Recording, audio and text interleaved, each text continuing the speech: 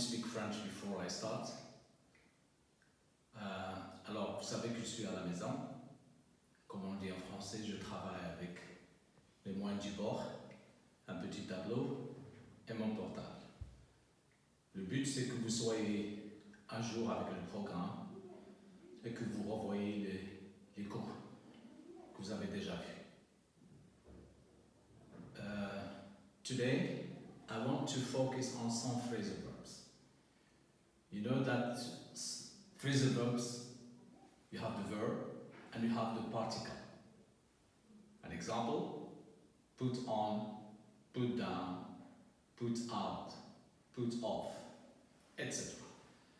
One phrasal verb can have different meanings, but I want you to concentrate on the phrasal verbs you have in the program. In fact, there is no need to have an exhaustive list of phrasal verbs. If you want to study English at university, yes, you can see other phrasal verbs so as to deepen your knowledge of it. Another point I want to stress. I don't want to speak Arabic. This is an English lesson. I try to explain to you some phrasal verbs because I went through different textbooks, and I will go again through last year exams and pick up some of the phrasal verbs to share them with you. So I'm going to try to make it clear for you with an easy example in which the context is easy. The purpose is that you get the meaning of the phrasal verb. Well, the first one is put on. Put on.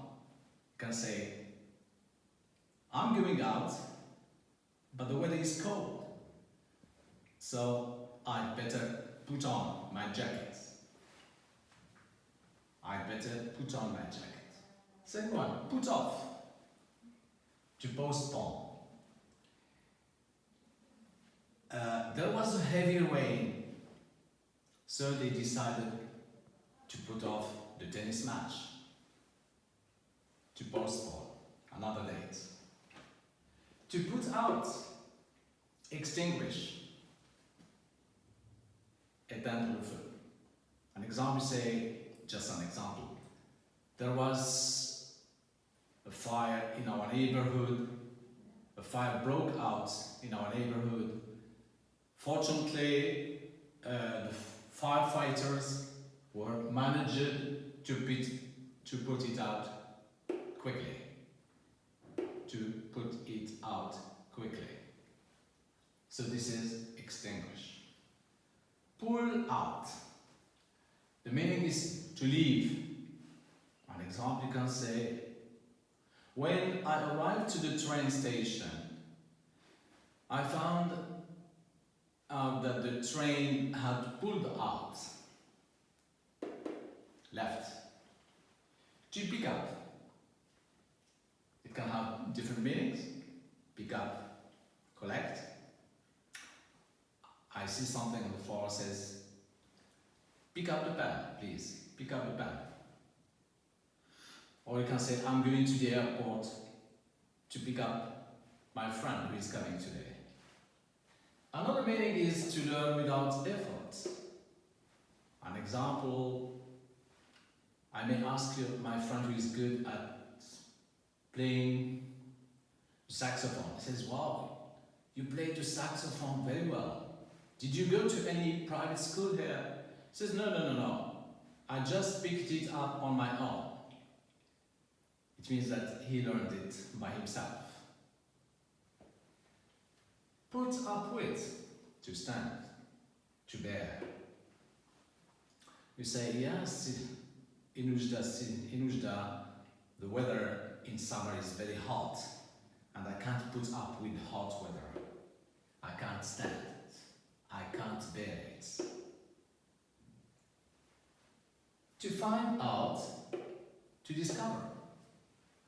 You can say that so far Scientists are doing their best to find a cure for coronavirus, to discover. But I guess they haven't found it yet. To come across is to find by chance. I was shopping last week when I came across an old friend of mine. To stand for, to mean. An example, you have an abbreviation and you can say USA, example, USA stands for United States of America. To hand out, to distribute. You say at the beginning of the exam, the teacher hands out the worksheets to distribute. Now, to hand in is to submit. When students finish the exam, they submit their papers to the teacher to give, to submit. To look after, to take care. When our parents get old, we should look after them. We should take care of them. And this is confusing. Many students are confused with look after and take after. I guess because we have in both, we have after. Well, to take after is to look like. He says, wow, you take after your brother. You have the same eyes. It can be physical, it can be in character. Huh? You take after, you resemble, you look like. So be careful of the difference between the two. To make up, take a decision. Okay, you're talking to your friend, says, okay, make up your mind. What do you want to do when you get the bag? What do you want to do after? It means take a decision. The second meaning is to find an excuse. An example, the student is late for class and says, oh, you're late. What's up? What's the problem? And the student says, sorry teacher, I missed the bus. And they say, okay, you make up the story. You found a good excuse for that. No problem this time. To cut in, to look up. Search for the meaning of a word in dictionary, an example.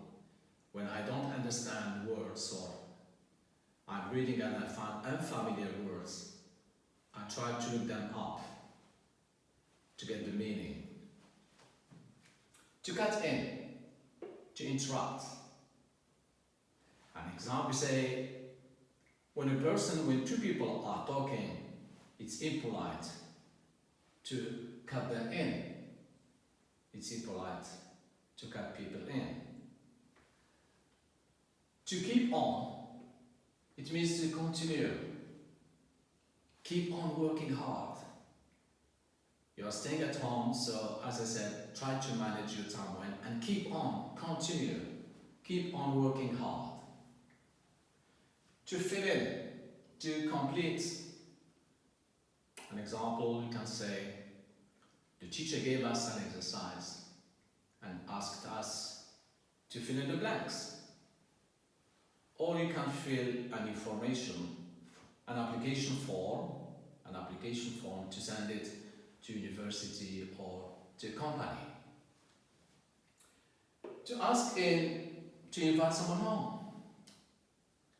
An example, when my friend visits me, I don't want to stay with him out, so I ask him in.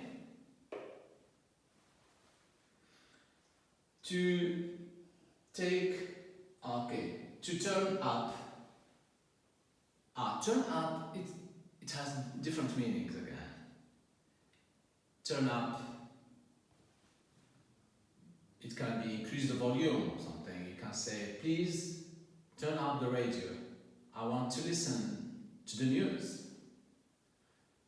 But But if you are preparing something, you can say, no, please turn down the music, turn down the TV or whatever. I am concentrating on my exercises. Thank you very much. This is part 1. You can wait for part 2 and part 3 of phrasal verbs. As I said, I will go through different last year exams and pick up some of the phrasal verbs. Take care.